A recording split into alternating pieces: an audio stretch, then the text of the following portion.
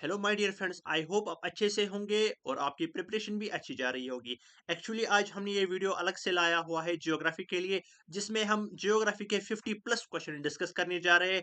यानी ये MCQs 50 MCQs आपके एग्जाम के लिए बहुत ज़्यादा इंपॉर्टेंट रहने वाले हैं। ये ना ही इसमें हम एमसीक्यूज क्लियर करेंगे, लेकिन जो भी एमसीक्यू के अराउंड जो कंसेप्ट होगा उसको हम आपके साथ रिवाइज करेंगे। ऑब्वियसली कि कुछ जो हमने एमसीक्यूज डिस्कस किए थे रिसेंटली, साइंस या जो हमारे पास सोशल साइंस हो, उसमें 2-4 एमसीक्यूज के आंसर गलत हुए थे। एक्चुअली वो टाइपिंग मिस्टेक हुई थी, जो हमारे यहाँ पे क्वेश्चंस लिखते हैं हमारे सिस्टम में, उनकी वजह से गलती हुई थी। लेकिन आज मैंने इसको खुद से देखा हुआ है, आज एक भी क्वेश्चन गलत नहीं है। और अगर किसी को इन क्वेश्चंस की जो है फिर एक्सप्लेनेशन चाहिए, अगर ये इसका आंसर है तो क्यों है, तो वो मुझे व्हाट्सएप पे कांटेक्ट कर सकता है। वहां पे मैं उसको सभी क्वेश्चंस के सॉल्यूशंस दूंगा विद एक्सप्लेनेशन। यानी आज एक भी क्वेश्चन हमारा इसमें गलत नहीं होने वाला है, क्योंकि मैंने आज इसको खुद से चेक किया हुआ है। तो ये मेरा व्हाट्सएप नंबर है। अगर आपको कोई भी कंफ्यूजन रहता है किसी भी क्वेश्चन के रिलेटेड, तो मैं उसको वहां पे सारी के सारे क्वेश्चन के एक्सप्लेनेशन सेंड कर दूंगा। और अभी तक अगर आपने व्हाट्सएप ग्रुप ज्वाइन नहीं किया है 10th का, तो अभी जाकर वो ज्वाइन कर लीजिएगा, जिसकी लिंक आपको डिस्क्रिप्शन में भी मिल जाएगी। और अभी तक जितने भी आपके सब्जेक्ट्स हैं, हमने सभी के गेस्ट पेपर्स जो है अपलोड किए हुए हैं। अभी जाके उन पे वीडियो देख लीजिएगा। अगर मैं यहाँ पे आपको दिखा भी दूं कि अभी तक हमने क्या क्या अपलोड किया हुआ है: साइंस का गेस्ट पेपर, सोशल साइंस का गेस्ट पेपर, इंग्लिश के इंपॉर्टेंट क्वेश्चन विद ग्रामर, जो आपका सारा ग्रामर है, आपका पैटर्न हो, लेटर पैटर्न, जितना भी आपका ग्रामर पोर्शन बनता है, वो हमने सब कुछ डिस्कस किया हुआ है। इसके बाद सोशल साइंस के एमसीक्यूज, यहाँ पे आप देख सकते हैं फुल साइंस के एमसीक्यूज 150 एमसीक्यूज थे।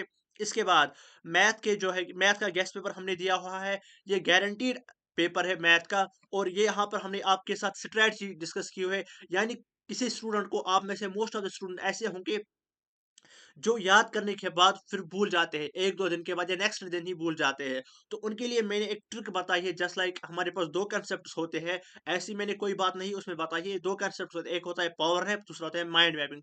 उन दोनों को आपको अच्छे से यूज़ करना चाहिए, क्योंकि मैं भी अपने टाइम पे एंट्रेंस के लिए प्रिपेयर कर रहा था, कॉम्पिटिटिव एग्जाम्स के लिए प्रिपेयर कर रहा था। तो वो ट्रिक्स वहाँ पे काम आती है, जब हमें बहुत सारी फ़ॉर्मूलाज़ याद रखनी होती है या कोई कांसेप्ट याद रखना होता है। तो वहाँ पे वो पावर नैप और माइंड मैप ज़रूरी आता है। वो 2 कॉन्सेप्ट्स मैंने इसमें जो है बताए हैं। आप वो उनको अमल में लाना, आप नहीं भूल जाओगे। इसके बाद हमने डिस्कस किया था फिजिक्स के 50 एमसीक्यूज। इसके अलावा भी इसमें बहुत सारी वीडियोस है। आप इस प्लेलिस्ट को अच्छे से देख लीजिएगा। आप यूट्यूब पे सर्च कर लीजिएगा एलेक्स मुकीत, फिर आपको वहां पे ये प्लेलिस्ट देखने को मिल जाएंगे। और वीडियो स्टार्ट करने से पहले मैंने इस हर किसी क्वेश्चन को यहाँ पे हाइड करके रखा हुआ है। तो आप मुझे नीचे कमेंट बॉक्स में साथ साथ बता देना कि पहले ही आप बता देना कि इसका आंसर क्या होने वाला है। यानी आप खुद से ट्राई कर लेना पहले, और साथ साथ काउंट करते जाना। ना कि इसमें टोटल क्वेश्चन इसमें एक्चुअली 50 से ज़्यादा है। जस्ट आप मुझे 50 के आउट ऑफ 50 अपना स्कोर बताना कि आप कितने कर पाओगे। अगर आप सभी के सभी कर पाओगे, अगर इसमें 55 क्वेश्चन होंगे, तो आप मुझे नीचे कमेंट बॉक्स में लिखोगे। जितने भी आप खुद से करोगे उनका जो है, आप मुझे नीचे कमेंट बॉक्स में बता देना। और ये मैं गारंटी देता हूँ, आज के सभी क्वेश्चन बिल्कुल ठीक है। किसी को एक्सप्लेनेशन चाहिए, उसकी मैं एक्सप्लेनेशन भी दूंगा व्हाट्सएप पे, जो कि मैंने यहाँ पे अपना व्हाट्सएप दिया हुआ है। पहला क्वेश्चन जो हमारे पास यहाँ पे रहने वाला है, that is the which of the following methods does not help in soil conservation: counter plotting, counter ploughing, strip cropping, या क्रिएटिंग शेल्टर बेल्ट्स, या ploughing up and down the slopes. यानी कौन सा जो है इसमें हमें हेल्प नहीं करता है सॉइल कंजर्वेशन में से, कौन सी टेक्निक ऐसे। आप इसको ट्राई कर लीजिएगा खुद से पहले। आप मुझे नीचे इसका कमेंट बॉक्स में इसका आंसर बता दीजिए। साथ साथ मैं इसका आपको आंसर शो करता हूँ। इसका जो आंसर यहाँ पे रहेगा, that is the D option. That means इसका जो आंसर होगा, that is ploughing up and down the slopes. एक मिनट में यहाँ पे इसको ये सिलेक्ट करता हूँ। तो इसमें क्या हमारे पास रहने वाला, that is the option number जो होगा, that is ploughing up and down the slope. इसके बाद जो हमारे पास नेक्स्ट क्वेश्चन है, that is which one of the following type of resource is iron ore. तो इसमें से कौन सा रिसोर्स है आयरन ओर के लिए। आप खुद से ट्राई कर लीजिएगा। जल्दी जल्दी आप मुझे कमेंट बॉक्स में आंसर बता देना कि इसका क्या आंसर आ जाएगा। पहला जो ऑप्शन है, दैट इज रिन्यूएबल, दूसरा जो है बायोटिक, तीसरा जो है फ्लो, एंड चौथा जो है दैट इज नॉन रिन्यूएबल। आप खुद से ट्राई कर लीजिएगा, एक ऑप्शन आप चूज कर लीजिएगा। मैं आपको यहाँ पे इसका करेक्ट ऑप्शन दिखाता हूँ। That is the option number D that is the non renewable. इसके बाद जो हमारे पास क्वेश्चन नंबर 3 है, that is the in which of the following states is overgrazing responsible for land degradation। तो इसमें से कौन सी स्टेटस इनमें से कौन सी ऐसी स्टेट्स है, पेयर ऑफ स्टेट्स है जो रेस्पॉन्सिबल होती है लैंड डिग्रेडेशन के लिए, यानी जिनकी ओवर ग्रेजिंग रेस्पॉन्सिबल होती है लैंड डिग्रेडेशन के लिए। तो ऐसी कौन सी स्टेट्स है, that is the option number B Madhya Pradesh and Rajasthan. इसके बाद जो हमारे पास क्वेश्चन नंबर 4 होने वाला है, that is the under which of the following type of resource can tidal energy B put. ये टेक्स्ट बुक का क्वेश्चन है और ये आपके एग्जाम्स में आया हुआ है, आपके जूनियर्स का आया हुआ, सॉरी आपके सीनियर्स को ये क्वेश्चन आया हुआ है। आप इसको जो है ट्राई कर लीजिएगा खुद से। इसका ऑप्शन जो होगा दैट इज रिप्लेनिशेबल। तो इसका जो ऑप्शन होगा that is option number A. इसके बाद जो हमारे पास नेक्स्ट क्वेश्चन है, that is question number 5, which one of the following is a renewable resource. इनमें से कौन सा रिन्यूएबल रिसोर्स है, that is the coal, petroleum, solar energy, fossil fuel. ये भी आपको पता है कि कौन इसमें रिन्यू किया जा सकता है। कोल तो नहीं किया जा सकता है, पेट्रोलियम भी नहीं किया जा सकता है, फॉसिल फ्यूल्स भी नहीं किए जा सकते। That is the option number C जो है, that is the solar energy. Solar energy हमारे पास रिन्यूएबल सोर्स ऑफ एनर्जी है। इसके बाद which of the following resource is non recyclable, यानी इनमें से ऐसा कौन सा ऑप्शन है जो हम रिसाइकल नहीं कर सकते। आयरन ओर तो हम नहीं कर सकते, कॉपर भी नहीं कर सकते हैं, सॉरी सॉरी, यहाँ पर यह है नॉन रिसाइकल। तो यहाँ पर आयरन ओर भी हम रिसाइकल कर सकते हैं, कॉपर भी रिसाइकल कर सकते हैं, और हमारे पास जो गोल्ड रहता है वो भी हम रिसाइकल कर सकते हैं, क्योंकि हम उनको शेप्स भी डिजाइन करते हैं। तो जो कोल है हमारे पास, एक बार यूज करने के बाद हम इसको रिसाइकल नहीं कर सकते। दैट इस यहाँ पे आप लिखा हुआ है, और जो मैंने गेस्ट पेपर में बताया हुआ है कि एमसीक्यूज को ध्यान से पढ़ लेना, यानी विच one of the following is non recyclable. ये जो नॉन होता है, ये जो है स्पेशली नीट में ज्यादा गलती कर देता है हमारे से। मेरे भी एक दो क्वेश्चन इसमें गलत हुए, क्योंकि यहाँ वहां पे नॉन ये या इनकरेक्ट नहीं दिखता है वहां पे। तो इसको अच्छे से देख लीजिएगा बिफोर मार्क योर जो है करेक्ट ऑप्शन। तो इसका जो ऑप्शन होगा that is the option number A, that is the coal. इसके बाद जो हमारे पास नेक्स्ट क्वेश्चन है, that is how can the resources be classified on the basis of origin. ये आपको सबको पता होगा, जब भी हम एनवायरनमेंट को डिफाइन करते हैं, तो तब हम अब या जब हम एनवायरनमेंट में इकोसिस्टम को डिफाइन करते हैं, तो on the basis of origin resources को हम किन के बेसिस पे जो है क्लासिफाई करते हैं। तो आपको पता होगा that is the option number A, biotic and abiotic. जब हम कहते हैं कि जो हमारे पास इकोसिस्टम होता है, that is the combination of biotic and abiotic components. इसके बाद जो हमारे पास क्वेश्चन नंबर 8 है, that is the which one of the following is the main cause of land degradation in Punjab. Punjab में इनमें से मेन कॉज कौन सा है जो लैंड डिग्रेडेशन करता है। टेक्स्ट बुक का डायरेक्ट क्वेश्चन है, तो खुद से ट्राई कर लीजिएगा एक बार। तो इसका जो करेक्ट ऑप्शन है, that is the option number C, over irrigation. तो इसके बाद जो हमारे पास क्वेश्चन नंबर 9 है, that is the alluvial soil consists of. यानी आपने पढ़ा होगा एलुवियल सॉइल की डिफिनेशन, और इस पे आपका शायद टेक्स्ट बुक का क्वेश्चन नंबर शायद 2 है, जिसमें आपको दो सॉइल्स को डिफाइन करना होता है। तो एलुवियल सॉइल कौन सी होती है, इसमें मतलब क्या कंसिस्ट होता है। सैंड भी होता है, सिलिट भी होता है, और क्ले भी होता है। तो इसका जो करेक्ट ऑप्शन है, that is the option number D, all of the above. इसके बाद जो क्वेश्चन नंबर 10 है हमारे पास, in which of the following state is terrace cultivation practised. यानी इनमें से कौन सी ऐसी स्टेट है जहां पर टेरेस कल्टीवेशन प्रैक्टिसाइज की जाती है, यानी जहां पर टेरेस कल्टीवेशन की जाती है। आप अपने जो लेक्चर्स को याद कर लीजिएगा, जो आपने स्कूल्स या कोचिंग सेंटर्स में पढ़ा होगा। तो कौन सी ऐसी स्टेट है जहां पर ये टेक्निक अमल में लाई जाती है, दैट इज द स्टेट, एक मिनट, इसमें कुछ इशू है। तो इसमें जो करेक्ट ऑप्शन आपका हो जाएगा, that is the option number D, Uttarakhand. इसके बाद जो क्वेश्चन नंबर 11 है हमारे पास, that is the which one of the following is not the community owned resource. तो यहाँ पे भी नॉट है, यहाँ पे आप देख सकते हैं which one of the following is not. तो मैंने भी अभी पढ़ने में गलती की थी, मैंने भी डायरेक्टली पढ़ा था the which one of the following is the community owned resource.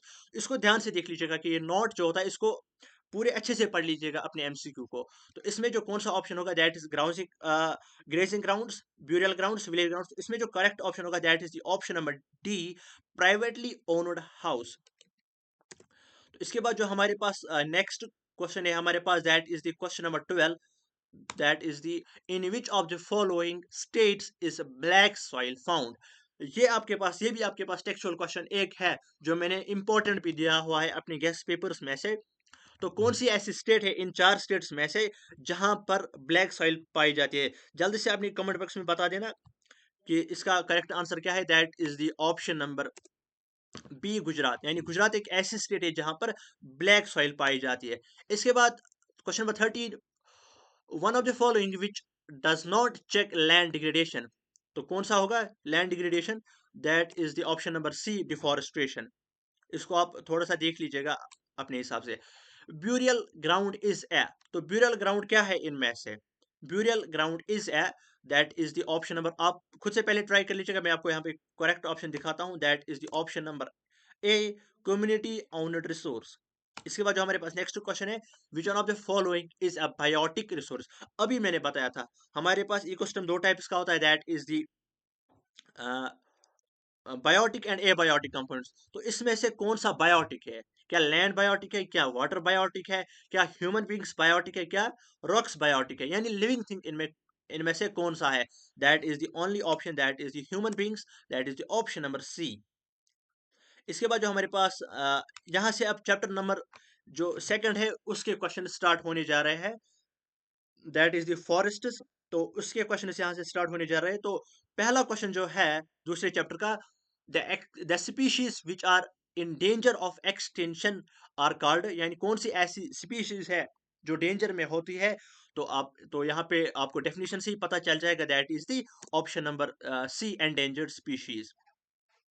इसके बाद जो हमारे पास नेक्स्ट क्वेश्चन है, that is the which one of the following is not considered as sacred tree in India. तो इनमें से कौन सा ऐसा ट्री है जो हम कंसिडर नहीं करते, एज नहीं करते? यहाँ पे भी नॉट है, दैट्स वाई मैंने यहाँ पे ज्यादा क्वेश्चन ऐसे ही मेंशन किए हुए हैं। तो सैक्रेड ट्री कौन मतलब किस में कंसिडर किया नहीं किया जाता है? इनमें से ऐसा कौन सा ट्री है? That is the option number B, that is the neem. तो यहाँ पे आप देख लीजिएगा। इसके बाद question number 18, what percentage of the total number of species discovered in the world are found in India. यानी जितने भी स्पीशीज वर्ल्ड में डिस्कवर किए गए हैं, तो उनमें से कितने परसेंट स्पीशीज इंडिया में डिस्कवर, यानी इंडिया में पाए जाते हैं? यानी वर्ल्ड में जितनी भी स्पीशीज है, परसेंटेज है स्पीशीज की, तो उनमें से ऐसी कितनी स्पीशीज है, कितनी परसेंट की स्पीशीज है जो इंडिया में पाई जाती है? That is the 8%, that is option number B. इसके बाद जो हमारे पास नेक्स्ट क्वेश्चन है, that is the question number 19, the forest cover in our country has recently increase due to. यानी जो फॉरेस्ट कवर है हमारी कंट्री में इंक्रीज हुआ है, रिसेंटली इंक्रीज हुआ है, तो इसका मेन रीजन क्या है? तो कौन सा रीजन हो सकता है, कैसे हमारी फॉरेस्ट इंक्रीज हो सकते हैं? Increase in natural forest growth, वो तो हर साल होती है, तो उससे मतलब कोई ज्यादा इम्पैक्ट नहीं पड़ेगा इंक्रीज होने में। Increase in net sown area, तो ये भी नहीं होगा। तो प्लांटेशन बाय डिफरेंट एजेंसीज, तो अमर में लाई गई थी हमारी जो कंट्री में, इंडिया में, तो ये लाई गई थी कि प्लांटेशन की गई, डिफरेंट एजेंसीज ने डिफरेंट प्लेसेस पे प्लांटेशन की थी। तो इसमें जो करेक्ट ऑप्शन है, that is the option number C, plantation by different agencies. इसके बाद जो हमारे पास नेक्स्ट क्वेश्चन है, that is the question number 20। तो क्वेश्चन नंबर 20 है हमारे पास, that which one of the following birds do not fall in the category of critical species. यानी इसमें कौन से ऐसे बर्ड्स है, या इनमें से ऐसा कौन सा बर्ड है जो क्रिटिकल स्पीशीज की कैटेगरी में नहीं फॉल होता है? तो कौन सा ऐसा बर्ड है? आप जो है ट्राई कर लीजिएगा, आप कमेंट बॉक्स में जल्दी इसका आंसर बता दीजिएगा, मैं यहाँ से आपको फिर जो है आंसर दिखाता हूँ। That is the only the option number B, peacock. यानी पीकॉक एक ऐसा बर्ड है जो क्रिटिकल स्पीशीज में नहीं फॉल होता है, यानी उसमें वो इंक्लूड नहीं होता है, बाकी सभी के सभी होते हैं। तो आपको ऐसा भी क्वेश्चन पूछा जा सकता है, which one of the following birds fall in the critical species. इन तीनों ऑप्शंस को भी आप अच्छे से याद रख लीजिएगा। That is the option number जो यहाँ पे इस क्वेश्चन में होगा, that is option number B, peacock. इसके बाद जो हमारे पास नेक्स्ट क्वेश्चन है, that is the question number 21, what is the aim of Chipko movement. Most and most important question. आपने पढ़ा होगा कि चिपको मूवमेंट इसका एम क्या है? तो खुद से आप याद कर लीजिएगा, आपने पढ़ा होगा, कमेंट बॉक्स में जल्दी जल्दी अपना आंसर बता दीजिएगा। तो एम क्या था चिपको मूवमेंट का? That is the aim of the Chipko movement was, जल्दी जल्दी बता दीजिए आप कमेंट्स में, कि aim of the Chipko movement was the, that is the option number D, forest conservation. यानी जो चिपको मूवमेंट का एम था, उसका यही एम था कि फॉरेस्ट्स को कंजर्व किया जाए। इसके बाद जो हमारे पास नेक्स्ट क्वेश्चन है, that is the question number 22।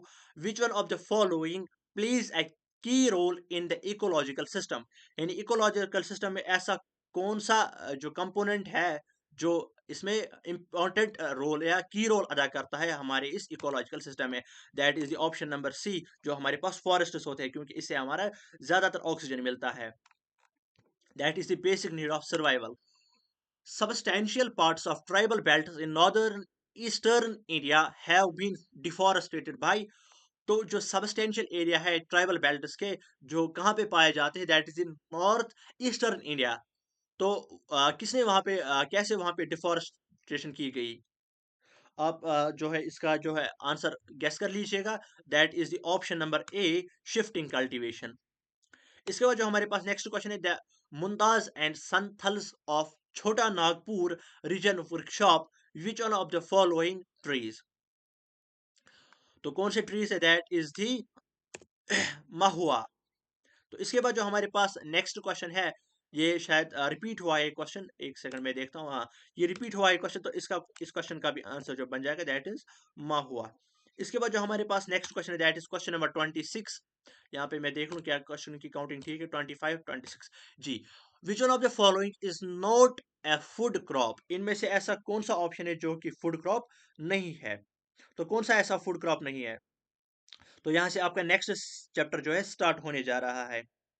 तो आप जो है इसका आंसर बता दीजिए कमेंट बॉक्स में जल्दी जल्दी से। खुद से ट्राई कर लीजिएगा, क्योंकि आपकी भी प्रैक्टिस हो जाएगी अच्छे से।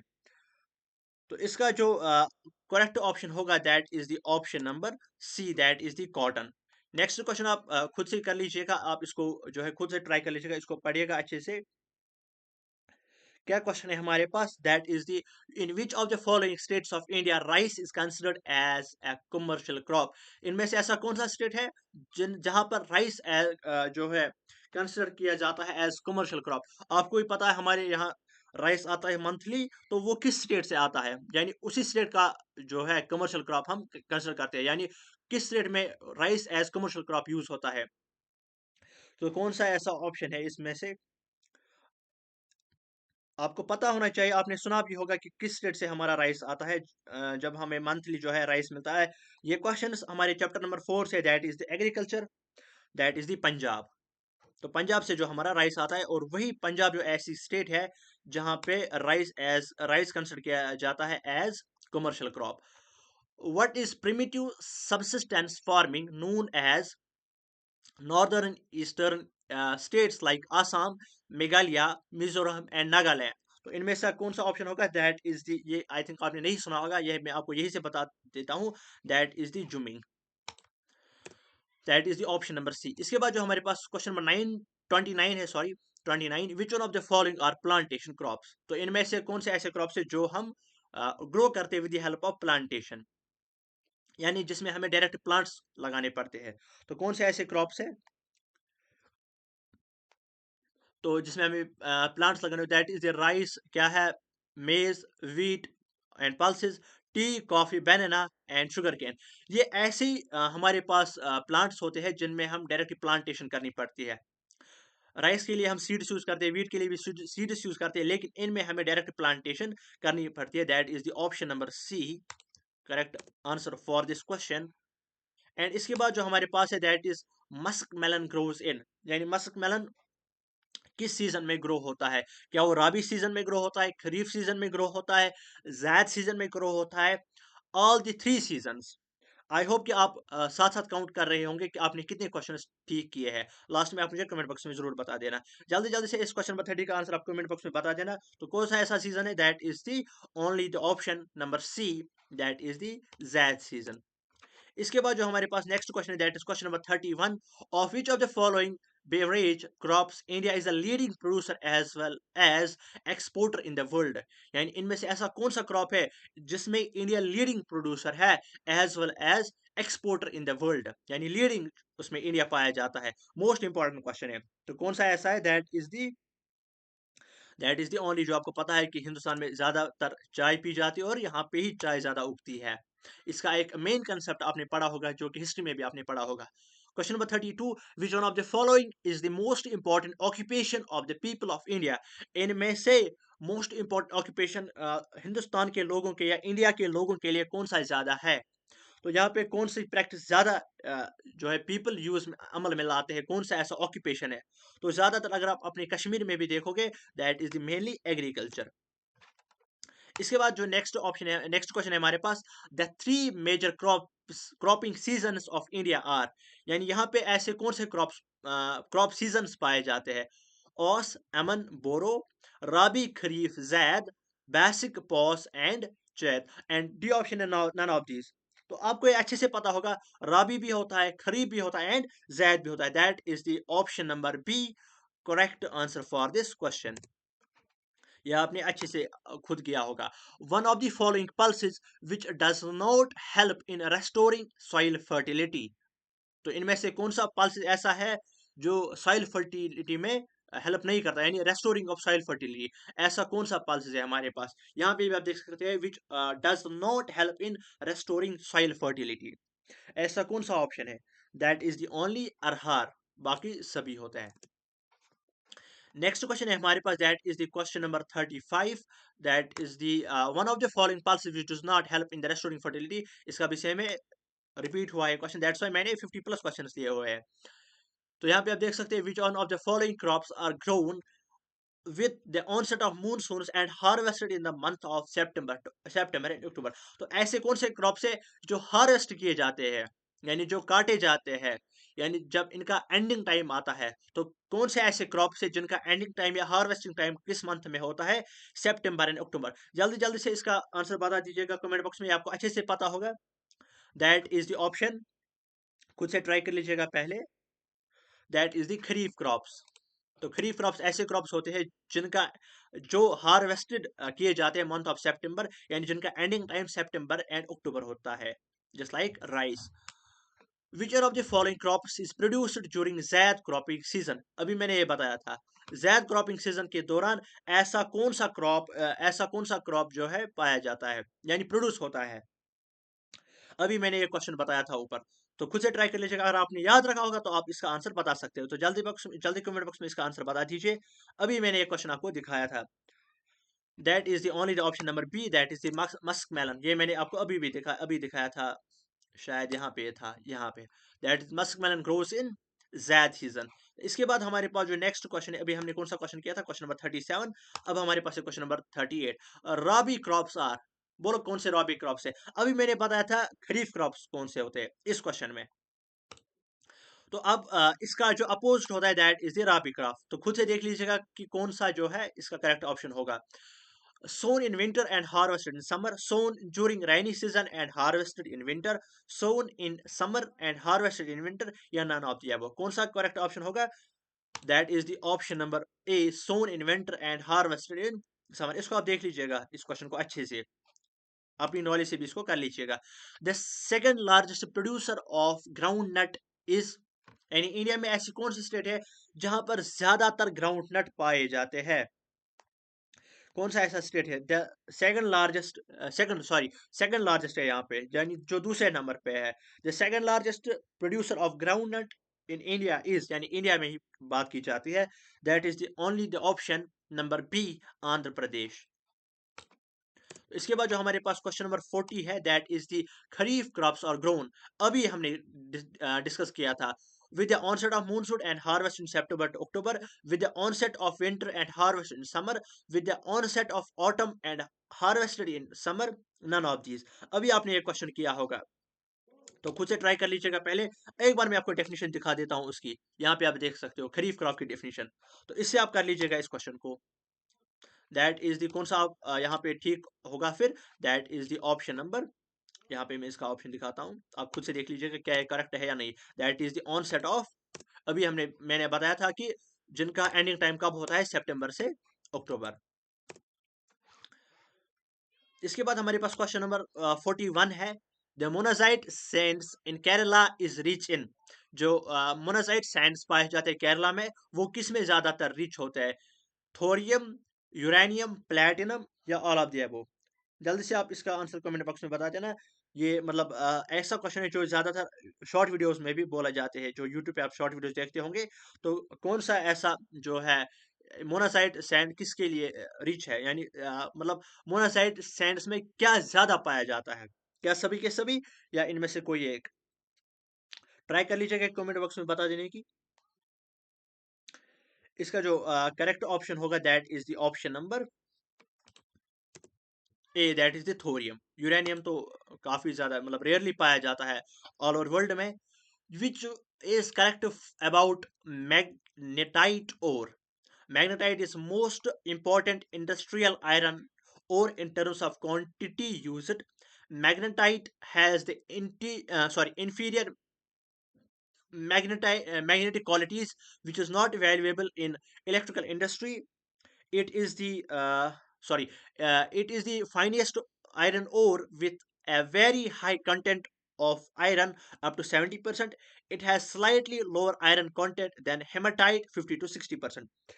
तो आप इसको खुद का आंसर बता दीजिएगा कमेंट बॉक्स में, जल्दी आप इसका आंसर बता दीजिए। मैं फिर आपको इसका जो है करेक्ट आंसर दिखाता हूँ। इससे क्या होगा, इससे आपका रिवीजन होगा, जो भी आपने पढ़ा होगा अगर आपने लर्न भी किया होगा तो इससे आपका जो है जल्दी जो है रिवाइज होगा। कौन सा ऑप्शन है? That is the option number, यहाँ पे मैं थोड़ा सा दिखा तो आपको खुद पता चल जाएगा। That is 70%, that is the option number C. मैं चाहता हूँ कि आप थोड़ा क्योंकि अब एग्जाम में कम टाइम रहा है तो मैं चाहता हूँ कि आप थोड़ा सा जो है खुद से ट्राई कर ले। Which one of the following type of resources iron ore? तो कौन सा इसमें से है? क्या वो आयरन ओर मतलब क्या वो रिन्यूएबल है, बायोटिक है, फ्लो है, नॉन रिन्यूएबल है? अगर आपको याद होगा ये हमने पहले भी ये क्वेश्चन डिस्कस किया हुआ है इसी सेशन में। कौन सा जो है इसका जो है करेक्ट ऑप्शन होगा? That is non renewable. Sorry, इसको मैं देखता हूँ, एक सेकंड, इसको मैं देखता हूँ इस क्वेश्चन को। शायद ये मेरे जहन में नहीं होगा, इसकी मैं एक्सप्लेनेशन भी साथ साथ देखता हूँ, क्योंकि गलत नहीं होना चाहिए। इसी वीडियो में जो भी होगा जो है क्लियर होना चाहिए सब कुछ।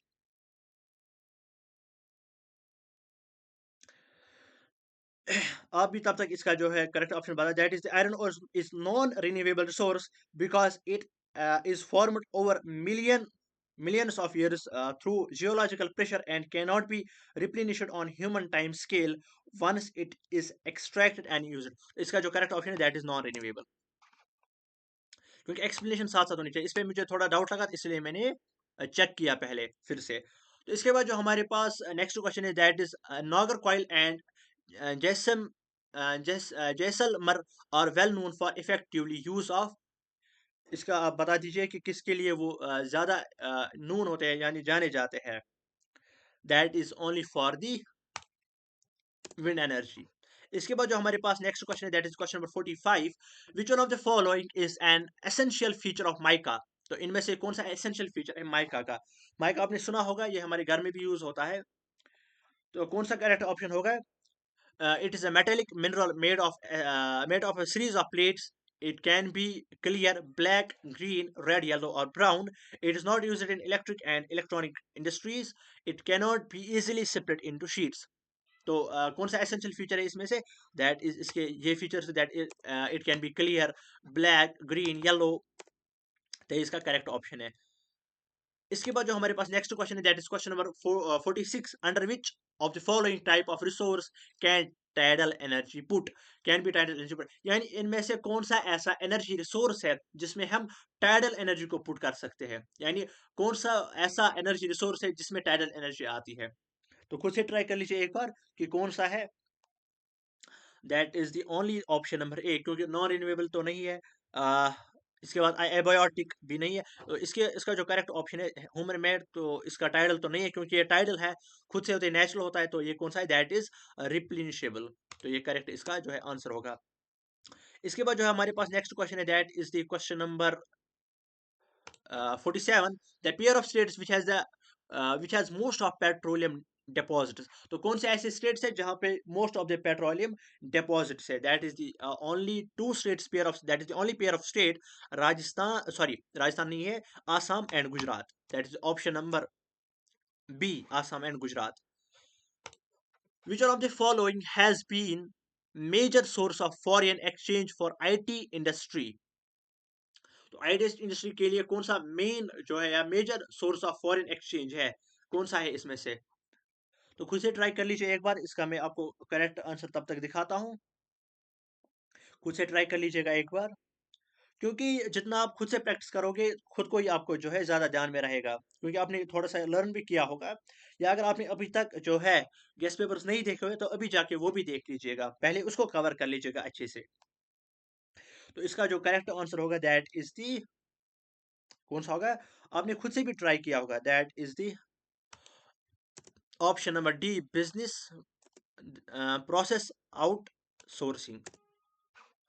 इसके बाद जो हमारे पास नेक्स्ट क्वेश्चन है, that is the which of the following led to expansion of fertiliser industry? कौन सा ऐसा है which of the following led to expansion of fertiliser industry? तो कौन सा इनमें से ऐसा ऑप्शन है जिन्होंने जो है इंडस्ट्री ऑफ फर्टिलाइजर इंडस्ट्री को एक्सपेंड किया? That is the only the option MCN तो मल्टीनेशनल कॉर्पोरेशन ये तो नहीं है, liberalisation and foreign direct movement investment ये तो नहीं है, तो ये तो मतलब रिलेटेबल भी नहीं है इसके, और अब तो वो तो हो ही नहीं सकती। That is the only option green revolution.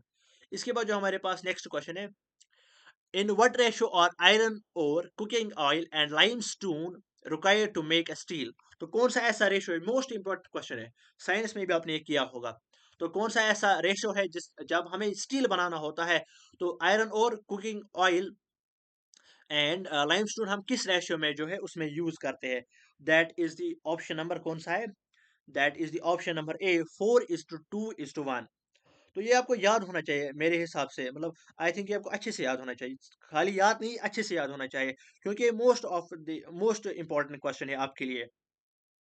तो इसका जो करेक्ट ऑप्शन आपका बन जाएगा, that is the 4:2:1, that is the option number ए। और जिसने जो है आंसर दिया है इसका correct, thank you so much. तो इसके बाद जो हमारे पास नेक्स्ट क्वेश्चन है हमारे पास, which of the following industries has been a major foreign exchange earner in the last few years? तो कौन सा ऐसा है, तो कौन सी ऐसी इंडस्ट्रीज है जिन्होंने मेजर रोल किया है किसमें, फॉरेन एक्सचेंज में, इन लास्ट फ्यू ईयर्स, यानी रिसेंटली जो हमारे पास ईयर्स है। तो कौन सी ऐसी इंडस्ट्री है हमारे पास? मैं चाहता हूँ कि थोड़ा जो है आप खुद का भी दिमाग लगाइए इसमें, that is the only technology, क्योंकि हमारे पास इंफॉर्मेशन टेक्नोलॉजी ज़्यादा है।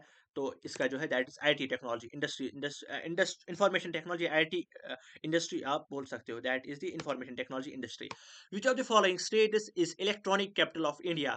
तो कौन सी इलेक्ट्रॉनिक कैपिटल ऑफ इंडिया है?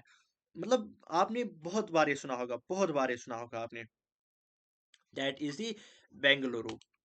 तो ये क्वेश्चन, ये वाला क्वेश्चन जो है शायद ये किस में आया था, दैट इज दी जो अभी एग्जाम हुआ था, यस यस, जो अभी एग्जाम हुआ था जेके एसएसबी कांस्टेबल का एग्जाम, वहां पे ये क्वेश्चन पूछा गया था। आप में से तो किसी ने नहीं दिया होगा वो, क्योंकि उसमें मिनिमम शायद क्वालिफिकेशन 10th थी। तो अगर आप अपने सीनियर से देखोगे भी, तो जो है दैट इज दी बेंगलुरु। तो ये जो है, इसको हम ये भी कहते हैं सिलिकॉन वैली ऑफ इंडिया, क्योंकि आईटी हब इसमें ज्यादा है। आईटी अब ज्यादा नहीं है, आईटी जो है इंडस्ट्री ज्यादातर इसी स्टेट में पाई जाती है, that is the option number C, Bengaluru. थोड़ा सा जो है इसके अराउंड कंसेप्ट होना चाहिए। इसके बाद जो हमारे पास नेक्स्ट क्वेश्चन है, that is the question number 52, which of the following groups of cities is connected by national highway number 1? तो नेशनल नंबर हाईवे 1 जो हमारे पास है इंडिया की, तो उससे कौन कौन सी सिटी जुड़ी हुई है? That is the only the option number C, Delhi and Delhi Punjab. In recent years, India is earning a large foreign exchange through the export of which of the following? तो किसकी वजह से? अभी हमने डिस्कस किया, दैट इज आईटी इंडस्ट्री। तो अभी हमने किया था इंफॉर्मेशन टेक्नोलॉजी इंडस्ट्री से ज्यादा फॉरेन एक्सचेंज वो गेन करती है। इसके बाद question number 55, which of the following types of roads received special impetus under Pradhanmantri Gramin सड़क योजना? तो कौन सा ऐसा है जिनको स्पेशल इम्पेटस मिला था अंडर दी कौन सी योजना? प्रधानमंत्री ग्रामीण सड़क योजना। तो कौन सी ऐसी जो है फॉलोइंग टाइप्स ऑफ रोड्स है जिनको इससे ये मिला था? तो कौन सी ऐसी रोड्स है? आप खुद से ट्राई कर लीजिए एक बार, फिर मैं आपको करेक्ट ऑप्शन दिखाता हूँ। ये हमारे इस सेशन का लास्ट क्वेश्चन होने वाला है, that is the only option जो होगा, that is the rural roads. तो इसके बाद ये हमारा लास्ट क्वेश्चन था इस सेशन का ज्योग्राफी का। आप मुझे नीचे कमेंट बॉक्स में बता देना कि नेक्स्ट जो है क्वेश्चन सेशन आपको किस पे चाहिए। तब तक के लिए thank you so much, all the very best.